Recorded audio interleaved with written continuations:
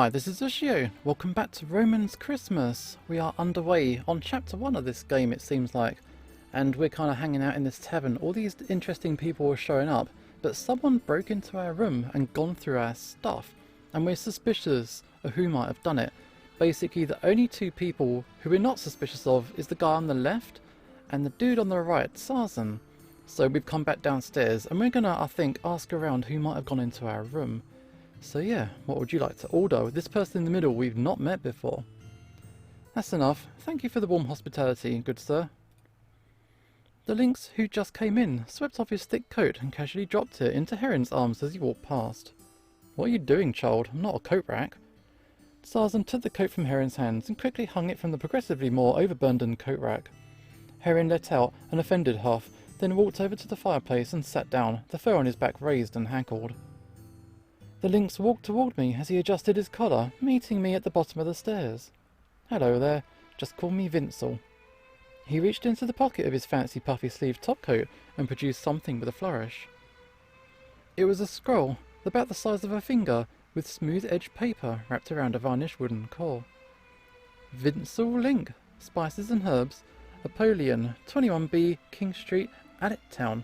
Well, that explained a few things. This guy smelled of money. I'm Roman. I'm a detective. Splendid, Mr. Roman. Might I take your contact details later? I may have some need for a detective in the future. Well, if you want. I tucked the scroll into my pocket and wiped the sweat on my hand onto the suit. I can provide you with my address once you're settled in. I stepped out of the way so Vincel could try upstairs. Sarzan followed him with his luggage. People nowadays, Heron was muttering to himself as he turned to me. I believe you said something about thorns on the road to salvation earlier, father? You. Heron's words stuck in his throat at the sight of Sarzan coming downstairs. I'll prepare dinner. Feel free to chat. Sarzan lifted the curtain and went into the kitchen, leaving me and Heron in the room together, alone. I quickly moved, reaching for the easiest excuse to get away from the hyena before he pounced. I'm gonna leave an address for him. We can talk later. I rushed to the stairs before he could object. That's it, get away from this guy. Vincel stood at the door to his room. I don't suppose it's a coincidence that your room's next to mine, Mr. Vincel. I thought you'd be staying in the suite at the end of the corridor. The rooms are all the same, my good wolf. It's not as if I have much in the way of luggage. He stepped over to the doorway and leaned on it, motioning me over with a constant mild smile. Here you are, just right here. I accepted the sharpened quill and jotted down the address of my office on the paper he gave me. Though I called it my office, it was just the parlour of the flat that I'd rented. If a client claimed without a reservation, they'd be shocked by the casual atmosphere there. I didn't always have the time or energy to sweep or clean up after myself. It had cost me more than one client's business. He tucked the paper into the pocket where he put the scroll, then gave me a finger wave goodbye. Funnily, I'd expected something more, like the scent of exotic spices or fancy cologne at least. Or maybe that was just me, expecting something more ostentatious. It's snowing heavily out there. Okay, Kane's outside. Kane tightened the lock and dusted off his hands. You're bloody lucky it's a holiday, so I don't need to be hurrying going back. Why not stay here till the snow's lighter? Yeah, we're trapped in here. There's a big storm outside. Just think of it as being on a case with me. Bugger off. It's not as though anyone would accompany you. I told you not to come in when I got my door locked at night. No need to be rude about it. You want to talk? You forgot to buy my drink after that case I helped you with. Okay, I'll treat you soon. What's your poison? Ale? Wine? Of course it's ale. Who's going to treat someone to ale? Iannis emerged from the door at the end of the corridor. Are you up to your gills in coins? How come you can pay for the corner suite? Hey, you only pay if you stay the night. Which explains it. He walked downstairs, one by one. Okay, back downstairs. I told you not to come into the kitchen. I'm busy. Sarzan was leaning out of the kitchen with a stern glare. But my child, isn't the redemption of the soul more... Yeah, this guy's like a religious preacher. Last I checked, you can't feed customers with redemption. Please stay out. I'm pretty sure you can't just command piety. I took the seat beside Heron. He scooted over to give me some room. Maybe you should just take it easy for the night.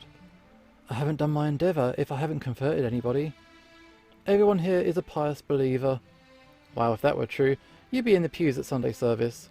I would, just as soon as criminals stop committing crimes on a Sunday. Crime is merely a symptom of moral wickedness if more people prayed. Last I checked, Father Heron, praying doesn't solve anything. Indeed, for worldly matters, we must rely on the beneficence of worldly assistance. Unnoticed, Elegant had already come downstairs and claimed a seat across from the table from Heron. Even the most righteous may fall into inequity and ruin if they casually mingle with those steeped in sin.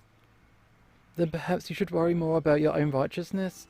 After all, you only risk further degeneration if you casually mingle with us sinners. Wow. You guys want some supper to go along with your moral philosophy?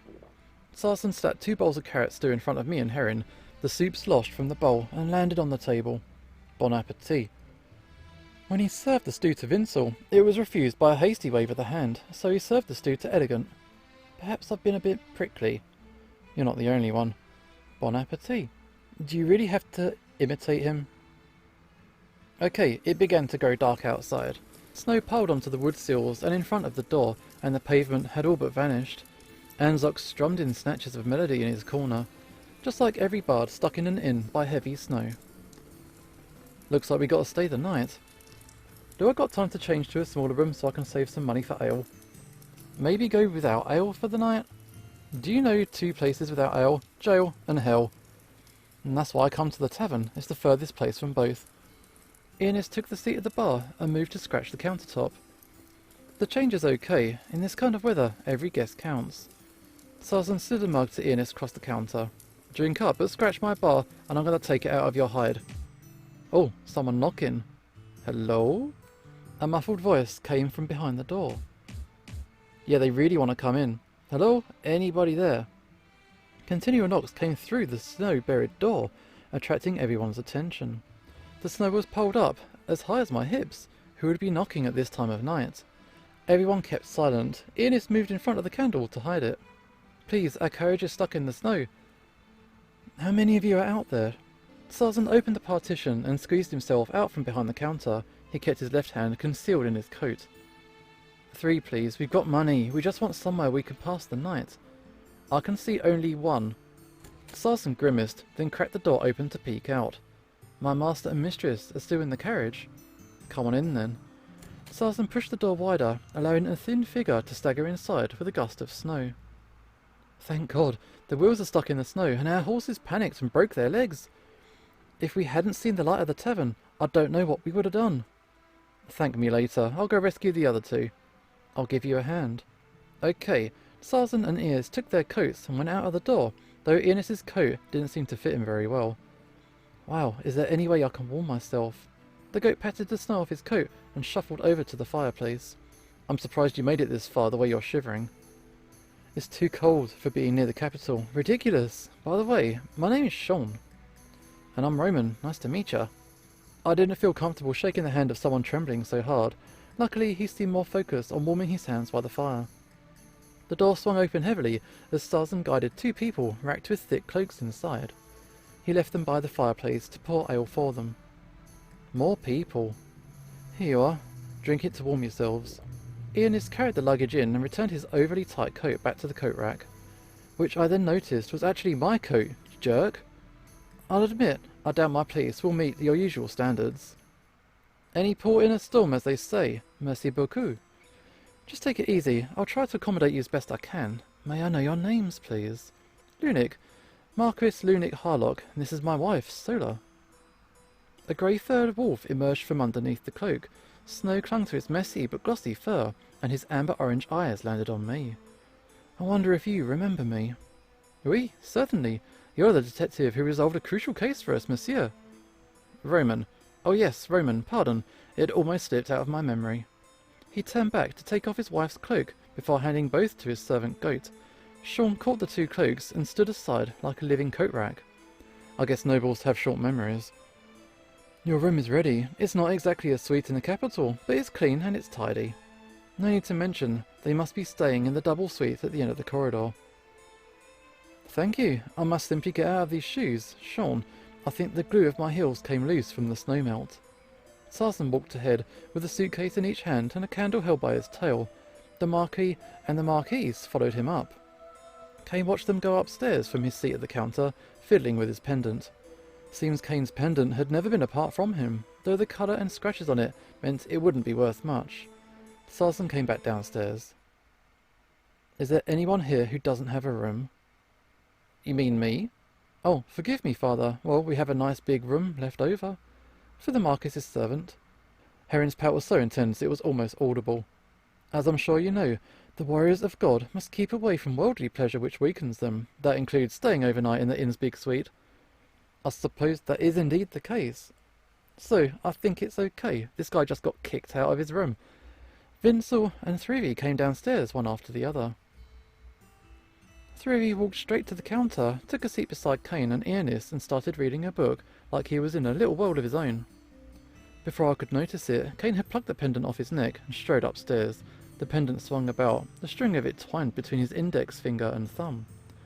I do say, it's gotten much more lively, hasn't it? There's all kinds of people bustling in this place. We don't usually have a packed house this late. Anyone care for a game? Sarzan took a length of blue flannel from under the counter and spread it on the table. If you have any objections to gambling, go upstairs and play by yourselves. Sean stood there by the table, looking longingly at the flannel before clearing his throat. Oh, I must attend to my master and mistress. Good evening. Are you just going to gawk? Or are you going to join us? Oh, yeah, I'm coming. Yeah, let's get involved in this. I sat by the makeshift card table. Sarzan pulled out 4 cards and put them in a line. Let's have a simple game to warm up. How about this in suits? Okay, no problem. I've picked out 4 cards with different suits. Liangle, Blade, Chalice, Garen. Understand? I do not understand. Well, I didn't get it for sure. It's okay, you'll figure it out after you lose a few times. Wow, that's a really sucky way to teach someone. First, guess which one is the angle, 1 to 4. Well, was I supposed to have remembered? Is it this one? I picked the first card. It was the Liangle. Nice. Okay, which one's Blade? Was it this one? No, it was the second one. Uh-oh. Oh, okay, seemed you're wrong. After 2 rounds, I fetched a small profit. Herring concentrated his attention on watching the gambling. Even I couldn't tell if he was watching critically or just to enjoy. Let me empty my wallet. I'll be back soon. Don't flee from the battlefield so soon. Do you want to lose more? Should I fear that? Okay, so you lost at the game. Poor luck. Elegant was at the stairs. She raised her veil and smirked at me. What do you want? If it's not important, I've got a card game waiting for me. It is. It's an important matter. She stepped back to the wall and backed away to the door to her room and opened the door. Is the mysterious act necessary? It's very necessary, yes. Oh, okay, she shut the door behind me. Doing well. Are you still wearing a bell? What? Never mind. Oh, before she could speak a whole sentence. Bang! With a crunching sound. Bang! A second one. A third, echoed in the tavern with a hoarse roar. What on earth's going on? Don't worry, I guess it's just Kane losing his temper. He'll calm down soon, then go cry and blame himself all night. Anyway, what were you saying? I doubt it's going to be that simple. We should go check to make sure. Whatever you had to say seemed pretty important. Don't let me die of curiosity, please. Well, in a word. Another bang, a deep sound. The sound was different from the last. It was like something heavy fell and slammed into the ground. Something that probably weighed as much as a person. Okay, what happened this time? I slammed the door open, bouncing it off the wall as Elegant followed me out. The sound had come from the opposite side of the hall, Kane's room. I tried the doorknob, but it was locked. I thumped, pushed, kicked with all my strength, but the door wouldn't budge. Sean ran from the double room in a hurry, handkerchief in one hand. What happened? I think something happened to Kane in his room, but the door's locked and we can't get in. Locked? Sarzan rushed from the stairs when he heard that, trying to push through the rest of the crowded guests to fetch his keys. We can't wait. What are we gonna do? Sean backed up, bent his head down and rushed to the door with his horns. My vision went black. The air was still. The sounds of choppy breaths and sobs slowly, gradually filled my ears. A scream sliced through the still air and echoed in my ears.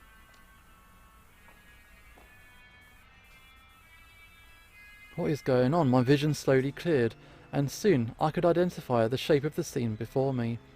A wooden cup and a copper candlestick were resting on the ground. A dull red liquid, like viscous wine, trickled down the back of the chair and pooled on the ground. The air was thick with a coppery, metallic smell. Kane was slumped in the chair, like he was asleep, if you ignored the knife that was thrust into his chest. A pattern of reddish gold bloomed along the lines of the knife handle, and splatters of red spread across the body.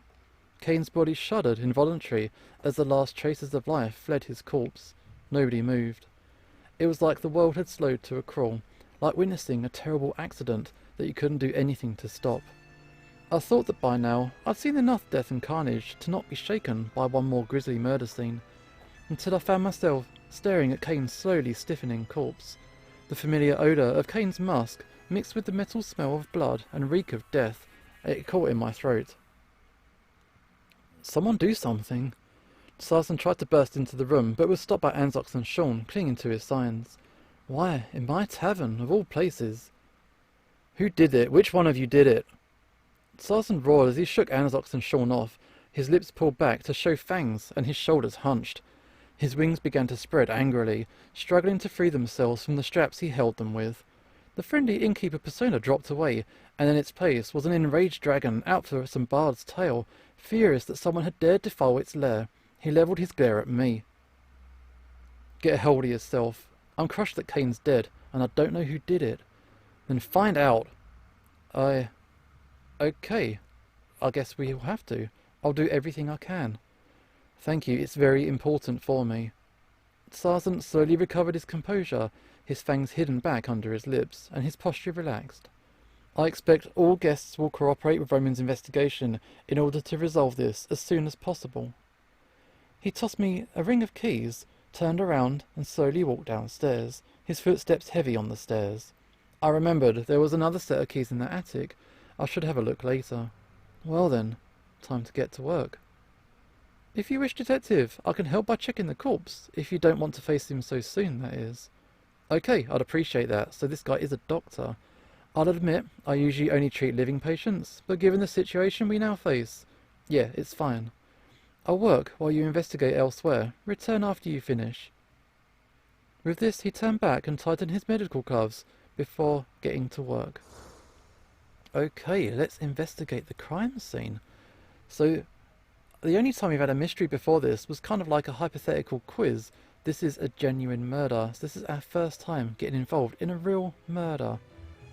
Okay, so let's talk. Are you free now? What's the matter? Okay, routine inquiry. Just some routine questions. You just need to answer honestly. Where were you when the incident occurred? What were you doing? I was reading my book downstairs at the bar. Who else was downstairs at the same time? Sarson, Herrin, Ionis, Peter, Vincel, Anzox. Anzox, Herrin and I kept ourselves occupied while the others played cards. Okay, let's talk about the remains. How's the autopsy coming? I'm not quite finished yet, please wait a little bit more. Okay, we'll leave it at that. So, let's search. My autopsy isn't quite done, Detective. I'll check someplace else. Okay. The case mainly took place at... Okay, don't miss the attic. Although not everyone can give useful testimony, asking everyone is still necessary.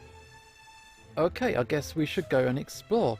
So let's start from the top, and we'll work our way down, alright? Attic. So let's talk. What were you doing? I just want to ask what you were doing when Kane's incident happened. Me? I was watching him play cards. Right. Who's the culprit then? Anzox was lost in thought. Ask about the key. I was thinking if someone used a spare key. No way.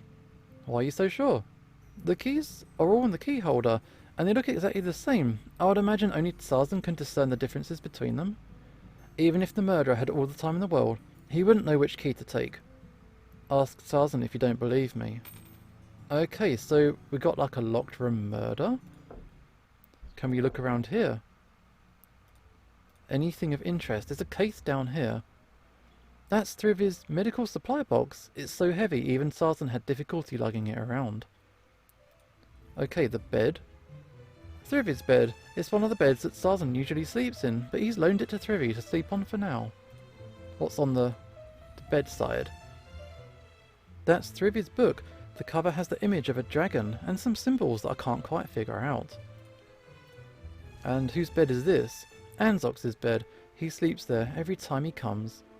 Can we keep looking around? Oh, there's more. So what is that? That's Thrivy's book. The cover is the image of a dragon. Okay, we've seen this. What about this box here? There's a bunch of old junk piled up around here. Bits of twine, decorations, angel wings from an old for April Fool's costume. Okay. What's down there? Sarzan's bed. He usually takes two, but one of them has been loaned to Thrivy for now. And that's the way down. Candle.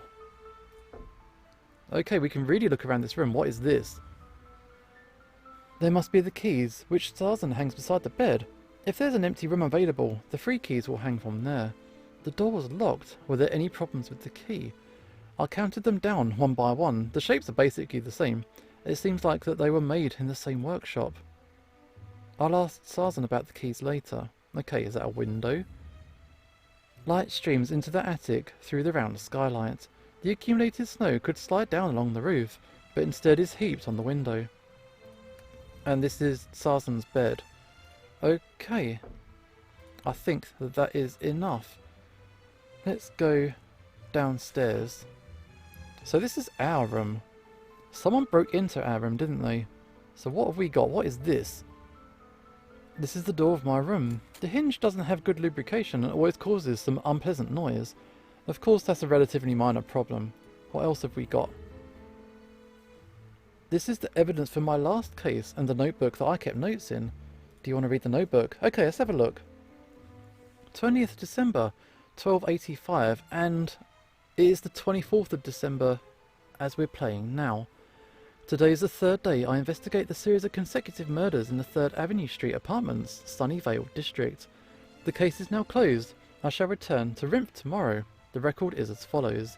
The victims were found in their own apartments. In 2 cases, the door to the deceased's home was locked. The door that wasn't locked in the 3rd. Each victim was found near the balcony or window to the outside. Each died from blood loss caused by a single piercing wound to the chest or abdomen, which penetrated deep into the organs. After on-site investigation, we confirmed that the perpetrator, he lived in the apartments across the street and used a bow and tethered collapsible arrow to randomly shoot all 3 victims. With the permission of the victims' relatives, the evidence shall be returned to the capital after the investigation concludes. Okay. What else? This is our bed. The pillows of the White Star look so comfortable, but I can't sleep now. About the window. The snow is continuing outside. Anything else? What is this? This is the door. Okay, we've looked at the door, so that's fine. Any hidden stuff? I guess not. Or what is that? This is my backpack. My clothing and sundries are inside. Cool. So I guess we need to kind of explore everywhere. Are we going to go around all of the rooms? All of the rooms are now full. We have got a full set of people. Okay. Let's check out next door. Vinsel, our new arrival. So let's have a chat. No offence. I just want to ask, what were you doing when Kane's incident happened? It's quite alright, my good fellow. It's your job. I was playing cards downstairs with the others and didn't notice anything until Kane was found. Okay, cool. It's a dreadful business, this is, but I can't help but expect that someone like you would have things well in, poor detective. I'm good to see someone's confident with this. So can we look around this guy's room? Will he let us? Got his candlestick.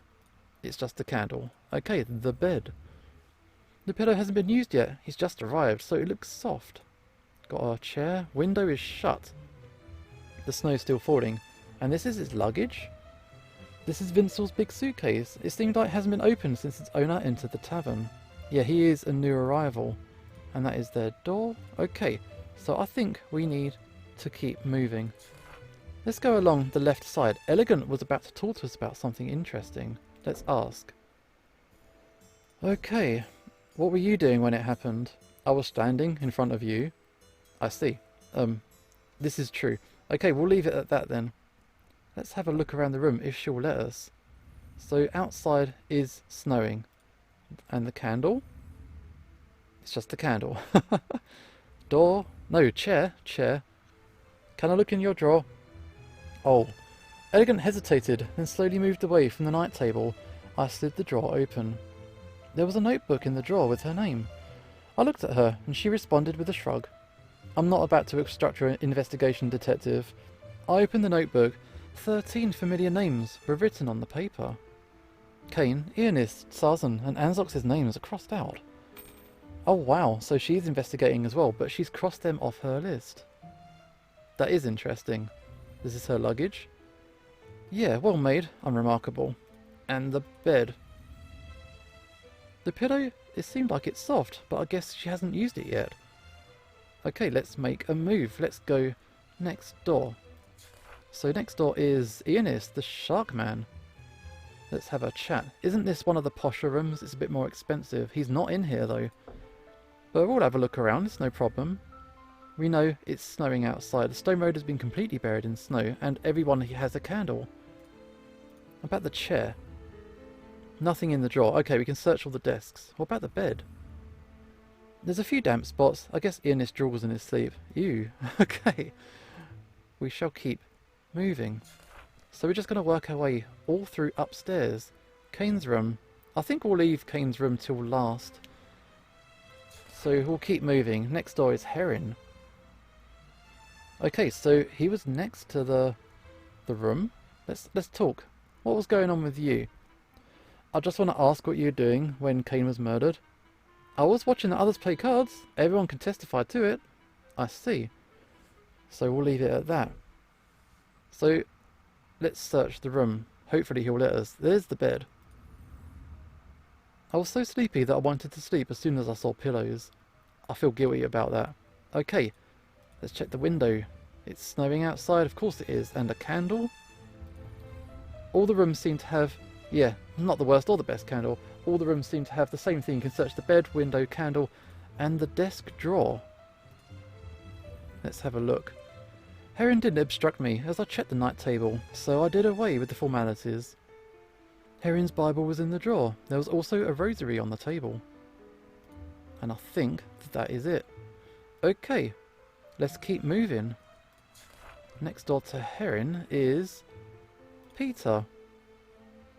They are not in there. Okay, search. This is their bed. The pillow hasn't been used either. I'm checking everything just to be thorough. The snow is falling. Let's look at the candle. Okay, the desk. The candle? Neither the worst nor the best. No, the desk. Show me the desk. Nothing in Peter's drawer. After all, he didn't plan to stay overnight, so didn't bring luggage. Okay. Next area. Some of these guys must be downstairs. Here's Sean. He just headbutted the place down. Let's talk. Your whereabouts? What were you doing? I was upstairs, in my master and mistress's room. They rang the bell to call me upstairs, so I was going to enter their room to ask for instructions. I heard a loud sound before I entered, but my duty to the Marquis is more important than satisfying my curiosity, so I ignored it. After completing my tasks, I went to see what happened. I think the Marquis and Marquise are willing to prove my innocence. Okay, thanks for your testimony. He sounds nervous. Ask about the chest. So, why you got so much luggage? They belong to my master and mistress. I keep them here so that their room is less crowded. He really is the servant. About the banging. I'm a little bit curious why you chose to crash the door like that. I'm a ram. I'm used to butting something when faced with a barrier. And after all, what happened just now? Maybe he could have still been saved. Just coming from the room and seeing what was going on, I decided just to take the most direct route. So he smashed it down. Okay. So let's have a look. I'm sure he'll let me a little bit. Maybe not his master's stuff, but we'll look here. Sean was likely to make the bed again in his own way. Got the window. Is the snow heavier? Am I just seeing things? And the candle? The candle, neither the worst nor the best. There's some luggage here. This is Lunic and Solar's suitcase. Looks expensive and well made. I can't look inside though, unless I get their permission. There's a mark on the chest. Maybe it's the travel, maybe it's the not. Okay, what about this one? This is Lunic and Solar's suitcase. Looks expensive and well made. Okay, I need their permission if I want to look inside that stuff. Okay. So, where else can we go? I guess... What's the Lunic Solar? We haven't looked here. Oh, this is the posh room. So let's talk to these guys. These are our new arrivals. Can I ask what you were doing when the murder happened? Forgive me for following protocol. Solar and I were in the room together. Sean was in my room when the incident happened. I rang the bell to call him in. The bell's on the table. I'll check it later. This is enough to eliminate us as suspects, right? Thanks very much. I think we're done, so I won't disturb you any longer. You're welcome, Detective. Please visit me if you need more help. Okay, can we search the room?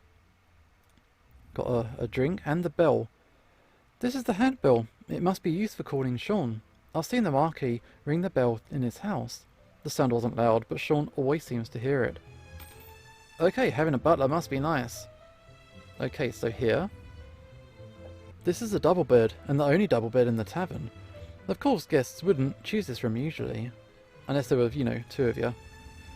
Can I search the drawer? As soon as I moved toward the bedside table, Lunik interrupted me. Anything I can help you with, Monsieur Roman? The tone suggested the opposite. Can I check the drawer? No, I think the items inside have nothing to do with the case.